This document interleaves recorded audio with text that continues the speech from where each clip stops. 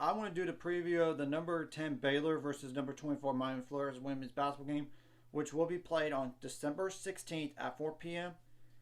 Central Time on ESPN Plus. And I'm doing this in advance, and I get Baylor hasn't played a Delaware State. Right, it hasn't played them yet, the game before this, but I would assume Baylor is going to win that game. So both teams should go into this 8-0, but we'll see after that Delaware State game what really happens. And I'm not overlooking Delaware State by any stretch of the imagination. It just that seems like a tune-up game to me when you look at it. Now, Miami, Florida, they did struggle with Southern, which we beat Southern this year pretty handily. They only won by 4 points, 61-57. They also struggled with DePaul, and they had to hold on 75-70 last game before this one. And I will put the stats in the description below for Miami, Florida, so more people can see it. However, they beat a ranked Mississippi State team at the time on the road by 6 points, despite trailing in that game early. And I get my Mississippi State. They were down a few players due to injury/sickness, but still, it's not easy. And I knew after the DePaul win, they're going to get ranked based on the other shakeups in front of them. I mean, that's true with number 25 Penn State losing. They had to get in. They were receiving the most votes at the time. Now, I will say Miami, Florida doesn't have a ton of double-digit scores. They only have 2 of those, but last game they had 5. So, mind you,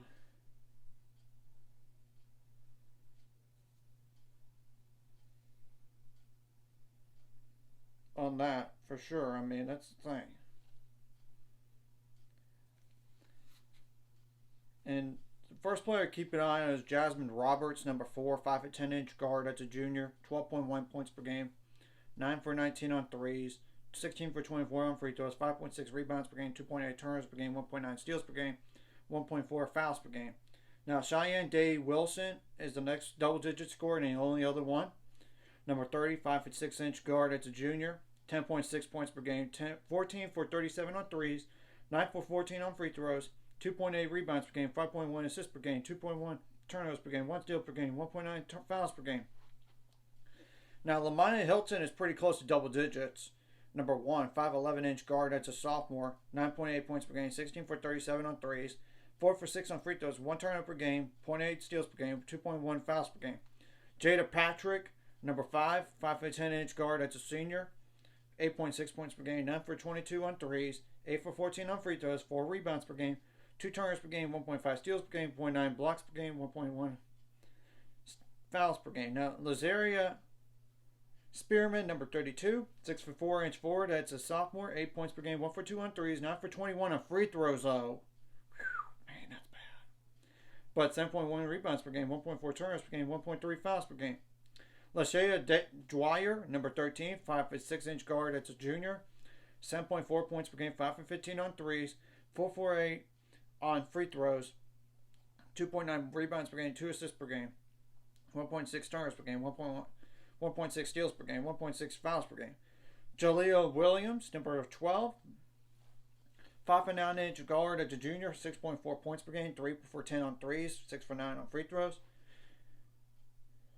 2.6 rebounds per game, 2.7 assists per game, 2.7 turnovers per game, 1.6 steals per game, 1.7 fouls per game. Kyla Oldacre, Oldacre. I apologize if I butchered that name. Number 44, 6'6" forward. That's a sophomore. 6.3 points per game. 4 for 15 on 14 on free throws. 5.5 rebounds per game. 1.3 turnovers per game. 0.8 blocks per game. 1.9 fouls per game. Latasha Lattimore, number 35, 6 for 4 inch forward. That's a junior. 5.4 points per game, 1 for 3 on threes, 6 for 7 on free throws, 3 rebounds per game, 0.6 turns per game, 1 block per game, 1 foul per game. Allie Stedman, number 21, 5'9" guard, that's a junior, 3.1 points per game, 7 for 24 on threes, 0 for 2 on free throws, and 1 foul per game. And I'm going to say this up front, hopefully you get some of that rust off in the Delaware State game. And it's good to play a game before this because this is a top 25 matchup here. And I will point this up front about Miami, Florida. As a team on free throws, they're 55.5% on free throws. Yeah, they only have one player above 70% on free throws all year long. One player. And it's even a player that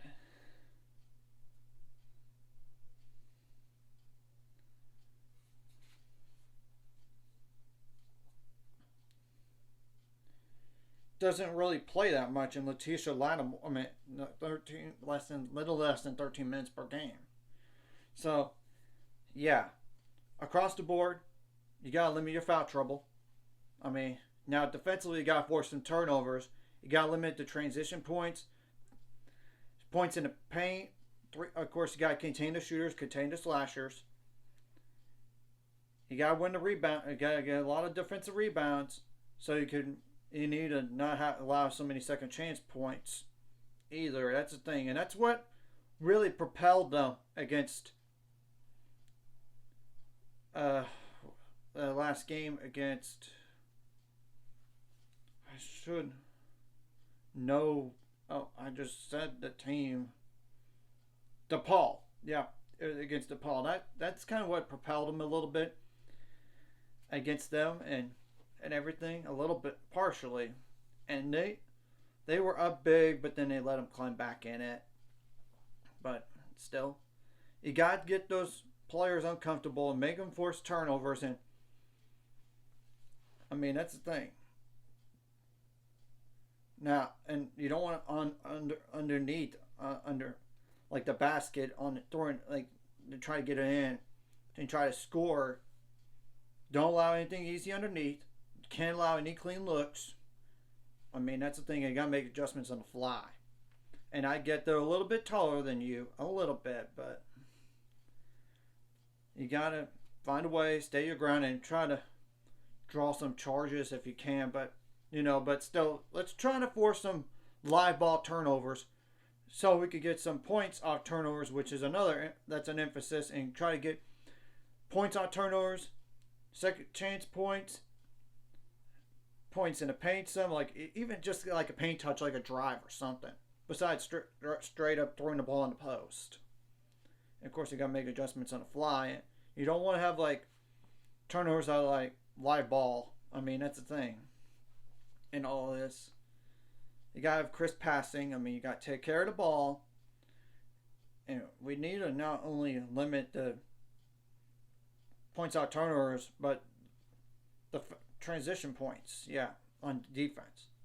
And you got to get some rebounds. Winning a rebound battle would really help. And you kind of use our offense. Sometimes your best offense comes from your defense, so you got to attack.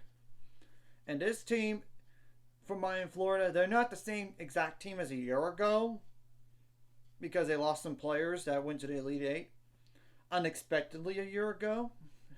But still, as you could tell, they found a way to be unbeaten up to this point. And we faced Utah, a good Harvard team at the time that was healthy. I mean, that's the thing. And Utah was healthier at the time too. So, we've been battle tested, and even Oregon a little bit, but you cannot you don't want to allow big runs in the game. And you try to get some big runs in the game yourself so you get a little bit more separation. And I would try to make the defense, try to stay balanced offensively, and kind of like, stop this certain player, you stop the whole offense. And I know Miami Florida is the same way, but you got to find a way to play really solid team defense. And like I said, hopefully that rust comes off in the first game here and against Delaware State, just to get prep work ready for this. And I'm sure Nikki Collins' staff are looking at that game as we speak. And not to defend Delaware State, it's just, it is what it is, and she watches basketball all the time. Or, that's the truth. You got to try to take away the best players. You got to, and each player try to make, if they like to go right, make them go left. But you get the point in all this, and let's go out there in San Antonio and get the dub and stay unbeaten. And this is the battle of potential unbeatens here, because assuming that Baylor does beat Delaware State, these teams will be 8-0. But there's a difference. Baylor's played a little bit better competition up to this point. A little bit better. No offense to DePaul, they're not horrible, but they're not great. They're like in JIT. Obviously, they played a ranked Mississippi State team on the road, but who knows how good that win is now. Eastern Tennessee, Colgate, Southern, Fordham, Jacksonville. Well, we know who we have played. We played Utah, Southern, Oregon, SMU. I know SMU is kind of struggling. Hopefully they pick it up by the American. And the same thing goes for Oregon as well, because I know they got a lot of talent. It's just in a lot of height they just have, and they're young, but they're young though. That's the thing. And I know we played McNeese State and Alcorn State. That's 2 cupcake games, but you get the whole point in all this. And we played a good Harvard team that still might win the Ivy League, though. The best player, Harmony Turner, she's out indefinitely right now, but still one of the best teams when healthy in their league here. And you just gotta stay focused and try to win every dead ball. Break any as in in terms of media timeouts, and obviously we gotta play out. Outscoring would help to win the game too, but you gotta play some defense. That's the thing. Go out there, play defense. And you gotta have players like they're on a little page Buck, step up, Dre Edwards, Asia Blackwell, and I'm just naming certain individuals. Jada Walker, Sarah Andrews.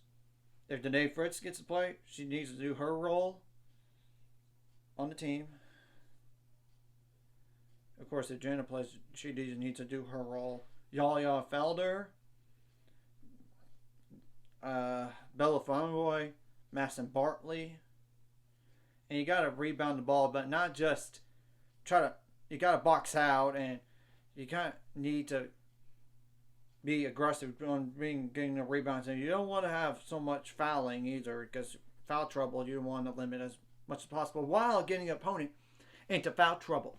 That would really be helpful, especially against the better players from Miami, Florida, as you can tell. And I know they're kind of balanced offensively between. They only had 2 double-digit scores. However, they do have, like I said,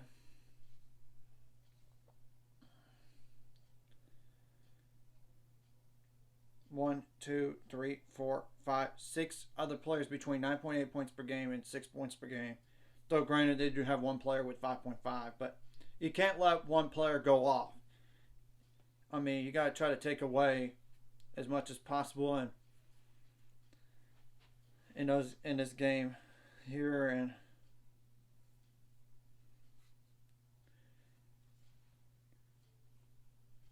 yeah, it would really be helpful if you get some shot blocking. You got to block some shots. You got to get more steals. That's the thing in all this, and reduce the turnover numbers as much as possible. And you got to stay hungry. You got to stay focused. You can't take these teams lightly, even though I know what I said about them earlier. They struggle with Southern. They struggle with DePaul. But they beat a ranked Mississippi State team on the road this year. So, and clearly, you especially need to rebound the ball well on free throws. Especially when they're not that great a free throw shooting team. But prior to the last game, they were 300 and somewhere in the 340s in the country in free throw shooting percentage. You got to make every free throw count. That's another key to this game. You got to win the free throw line battle and not allow so many free throws. Of course, if they don't make them, that would be helpful, but you don't want to get to the line so much. Well, you need to get to the line. So, anyways, if you like this content, like and subscribe, and see you guys later on the road to 600 subscribers. Of course, the ultimate goal is 1,000 or more. Send money out to this course. Liking the video, comment the video really helps YouTube algorithm, so more people can see it. Sharing the video does help as well, so more people can watch. And if you're watching and not subscribed, hit the subscribe button. It's free. Hit the notification bell as well.